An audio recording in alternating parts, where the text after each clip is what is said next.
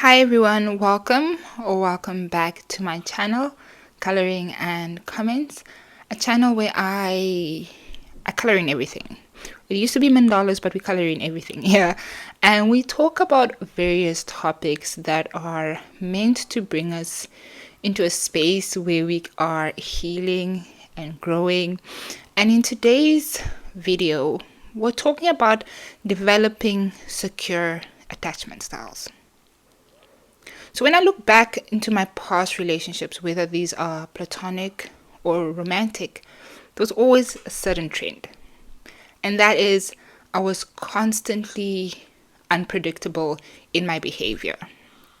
And this unpredictability stemmed from a fear that no one could ever love me or support me in the current being that I am. And I would constantly wait for people to reject me or abandon me, believing that this is the inevitable result of being connected to someone like me. And when you have this thought pattern of way of believing or thinking, is that you start to engage in self-sabotaging behavior, right?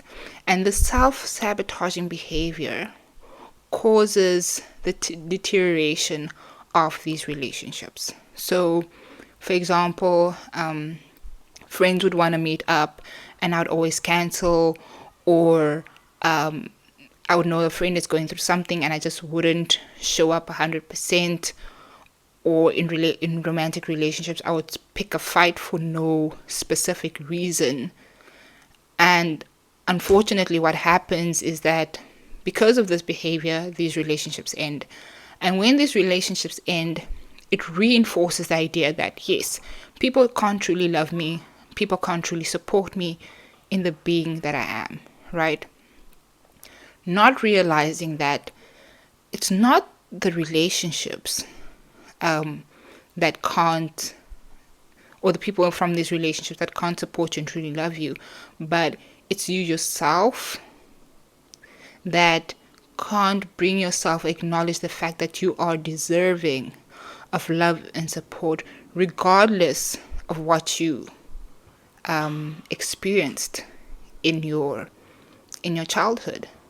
And that's the thing, is that these attachment styles that we develop, whether avoidant, anxious, or disorganized, such as in my case, stem from the relationships that we had with our caregivers in early childhood development or in early childhood. And if you want to learn more about these three different types of attachment styles to help you identify whether you are avoidant, anxious, or disorganized, I highly recommend that you watch my previous video, and I'll make sure to link it here to make it easy for you to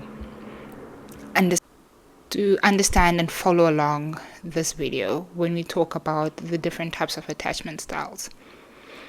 And when we think of these attachment styles, we realize that they are toxic. They are detrimental not only to those around us, but also to ourselves. And a lot of people think that because they have a certain attachment style, that this is how they will behave and react for the rest of their lives. And fortunately, that's not the case. The beautiful thing about the human mind is that it can be changed, it can be healed, it can learn new things, and it's exactly the same with attachment styles. So, how then do you move from a avoidant, anxious, or disorganized attachment style into a more secure attachment style? Well, that's what we're going to talk about in this video. So, contrary to popular belief, a secure attachment style does not mean that you're perfect. Having a secure attachment style means being able to recognize your emotions and knowing how to effectively manage these emotions.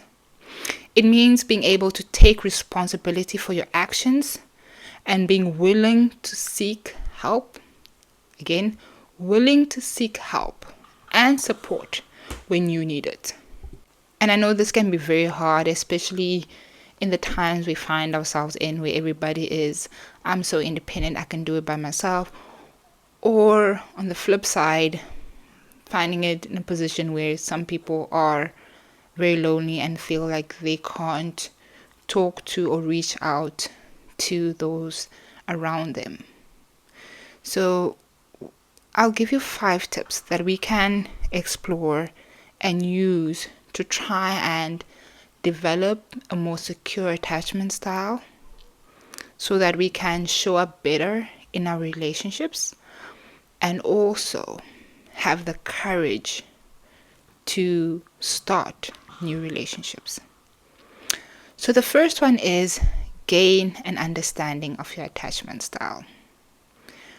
So the only way for you to solve a problem is for you to fully understand the root cause of that problem. So you need to take the time to identify and understand your attachment style. And the first tip to this is taking a quick quiz, and I'll link the quiz in the description box below, talking about or helping you discover your attachment style. Because once you identify your attachment style, it will help you understand the various aspects of your childhood that need healing for you to become a better human being, not for others but for yourself. It helps you become more aware of your behavioral patterns, and it helps you see, because this is the thing, right? A lot of the times we think we are our reactive tendencies. What I mean by that is that, for example, and I'll use something very silly here, so don't judge me. So, for example, if I ask someone to make me a cup of tea, and instead of putting the tea bag and then putting in the hot water, they put the hot water in the cup first and bring me the hot water in a cup in the tea bag separately. And that's so annoying, because I'm just like, who drinks tea that way? And I'll probably lash out at them and say, who drinks tea this way? This is ridiculous. Aren't you thinking properly? Go off on them. And in this moment, I have to realize that I'm not a tea tyrant. That is not my personality.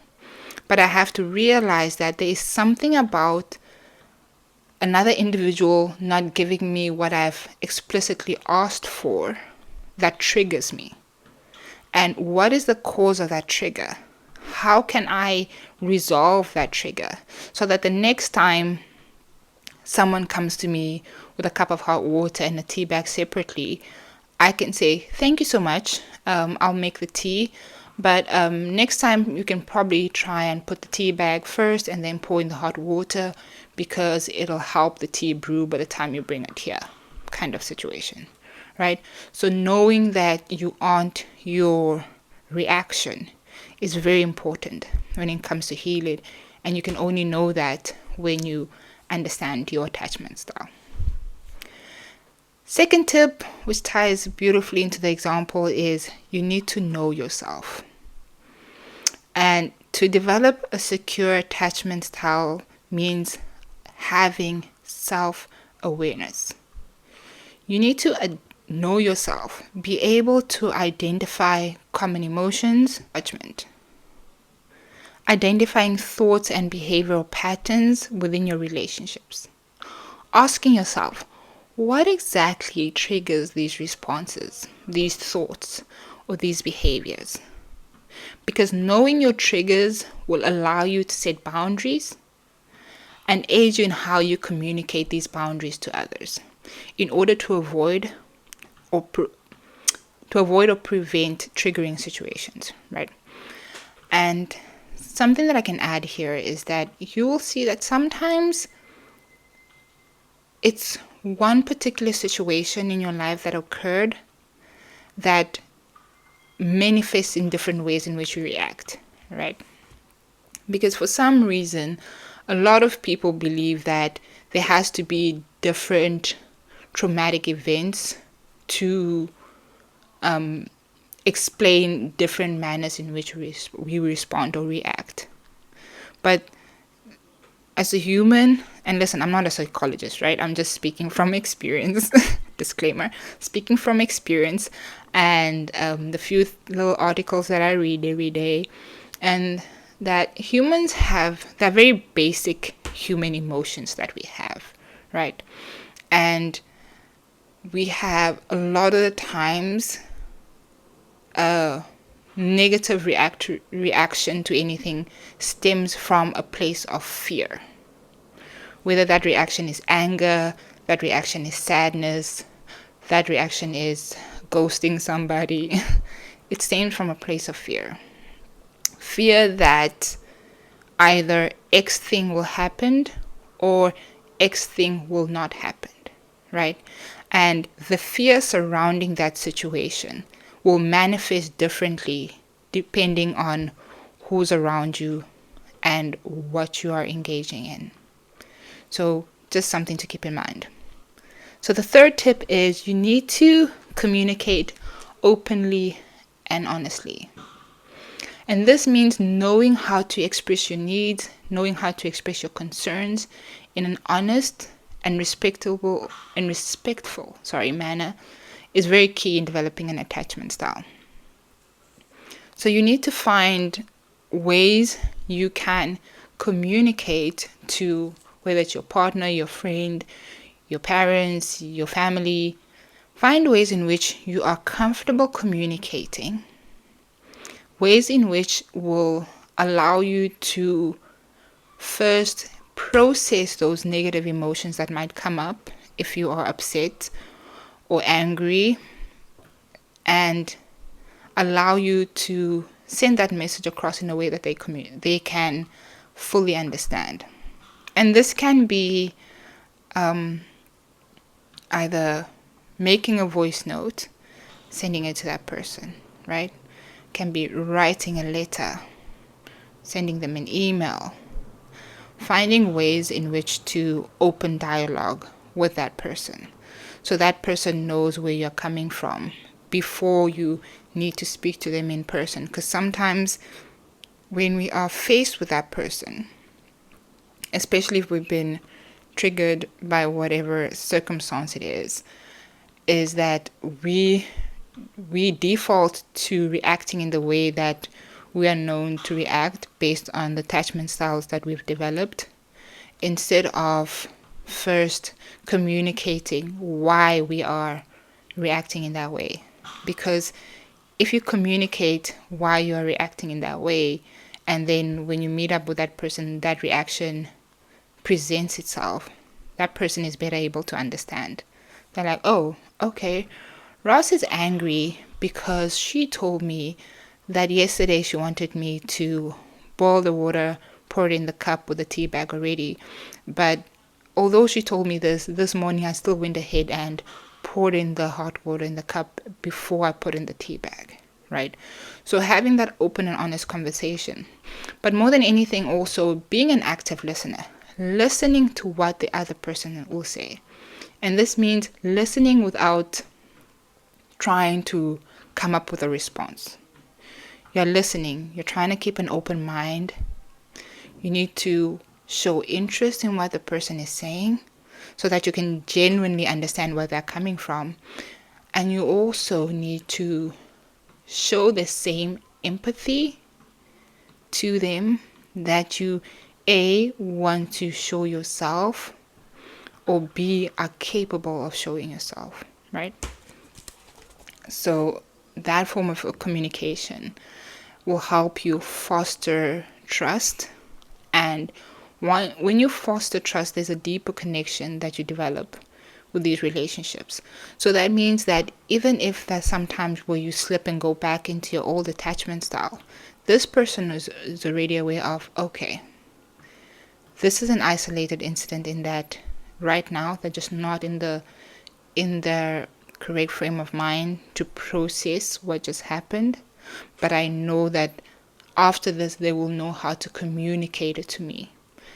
and they will also listen to when I give them feedback or respond to what they have communicated to me. Okay. Number 4, developing healthy boundaries. Having and respecting boundaries is extremely important when you want to develop a secure attachment style. Setting boundaries will teach you how to define limits within your relationship and help you communicate expectations. So while you learn how to set these boundaries, you also have to actively learn how to respect the boundaries of others so that you can have mutual respect and safety in your relationships.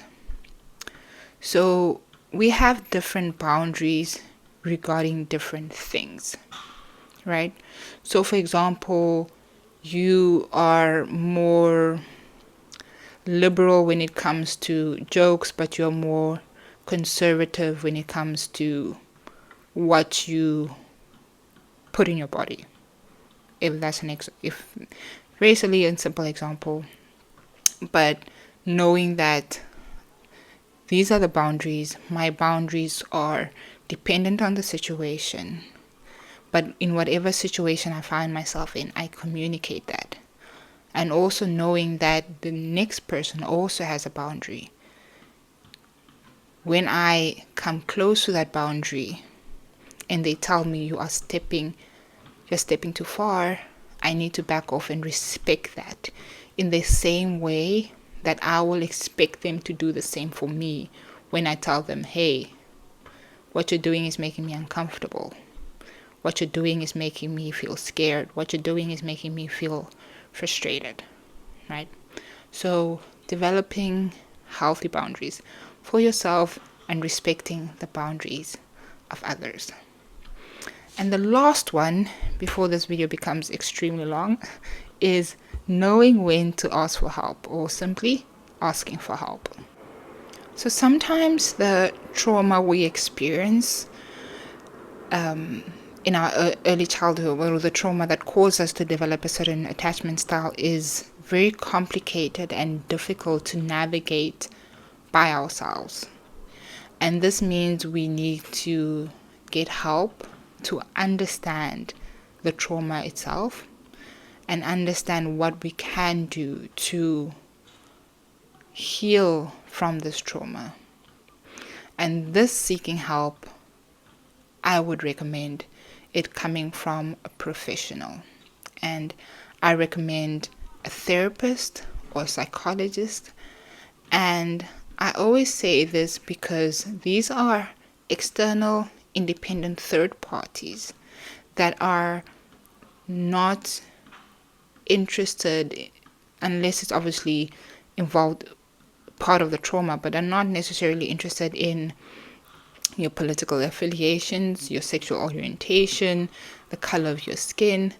They are interested in how can I help this person identify this trauma, and how can I help this person understand it so that they can move forward with their lives. In addition to that, these professionals, the psychologists or the therapists, also provide you with the tools, basic tools that you can use every day to help you navigate these situations when you find yourself in a scenario that may trigger a response that is rooted in a certain attachment style. So if anything that you have gathered from this video that you have to remember is that building an attachment style or a secure attachment style is a process. It's a process that requires dedication and self-reflection. Although it's not easy most of the time, it's a journey that is rewarding and allow you to form healthy and lifelong relationships with others, but most importantly, with yourself. Remember to like, comment, share, and subscribe. May your day be colorful and wonderful, and I'll see you in the next one.